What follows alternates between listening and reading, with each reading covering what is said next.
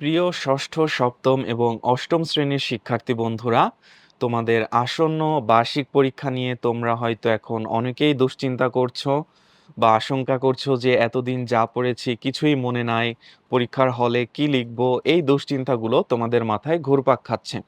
তো এক্ষেত্রে তোমাদের এখন প্রথম করণীয় হচ্ছে যত বেশি পারো তোমরা রিভিশন দেওয়ার চেষ্টা করবে। সেক্ষেত্রে অবশ্যই যে বিষয়গুলোতে তোমরা দুর্বলতা অনুভব করো বা আগে খুব কম পড়া হয়েছে বা একটু ফাঁকিবাজি করছো, এই জিনিসগুলা আগে কভার করার চেষ্টা করবে। তারপর যে জিনিসগুলাতে তোমার ফ্লুয়েন্সি আছে, যে জিনিসগুলা খুব সহজে তুমি পারো, এই জিনিসগুলা দেখে নেওয়ার চেষ্টা করবে। এক্ষেত্রে অবশ্যই নিজের মতো করে একটা রুটিন তৈরি করার চেষ্টা করো, যেন একটা দিনে একটা সাবজেক্টে খুব বেশি সময় দিয়ে ফেললে অথচ অন্য আর কয়েকটা সাবজেক্ট ধরাই হলো না। অর্থাৎ প্রতিদিন চেষ্টা করবে যেন সবগুলা সাবজেক্টেরই কিছু কিছু টপিক তুমি রিভিশনের মধ্যে রাখতে পারো। তাহলে আর পরবর্তীতে তোমার মধ্যে ভীতি কাজ করবে না যে আমার হয়তো কিছু মনে থাকছে না বা আমি লিখতে পারবো কিনা, এই জিনিসগুলো আর হবে না। এবং এই মুহূর্তে অবশ্যই তোমরা নিজেদেরকে শারীরিক সুস্থতার মধ্যে রাখার চেষ্টা করবে। প্রয়োজনীয় ঘুম এবং খাওয়া-দাওয়া, এই ২ টা জিনিসে যেন কোনো গাফিলতি না হয়।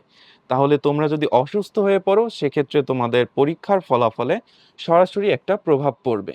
এবং এই সময় যতটা পারা যায় বাইরের খেলাধুলা একটু এভয়েড করার চেষ্টা করো, যেন হঠাৎ তুমি অ্যাক্সিডেন্ট বা কোনো দুর্ঘটনার শিকার হলে যেন তোমার পড়াশোনার ব্যাঘাত না ঘটে।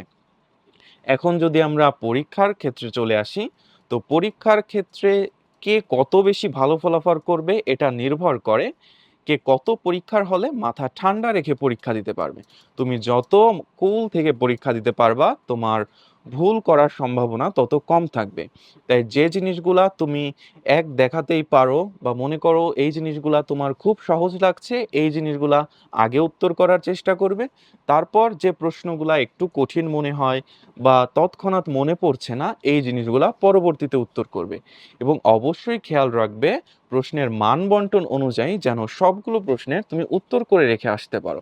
যেন কোনো প্রশ্নের খুব ভালো উত্তর করলা, কিন্তু আবার কোনোটা টাচই করতে পারলা না। এমনটা যেন না হয়। তাহলে সেক্ষেত্রে তোমার পরীক্ষার নাম্বার অনেক কমে যাবে। এই জিনিসগুলা মোটামুটি মাথায় রাখবে এবং অবশ্যই সৃষ্টিকর্তার উপর ভরসা রেখে তোমরা তোমাদের প্রস্তুতি নিতে থাকো। ইনশাআল্লাহ একটা ভালো ফলাফল অর্জন করতে পারবে। তো সকলের জন্য শুভকামনা।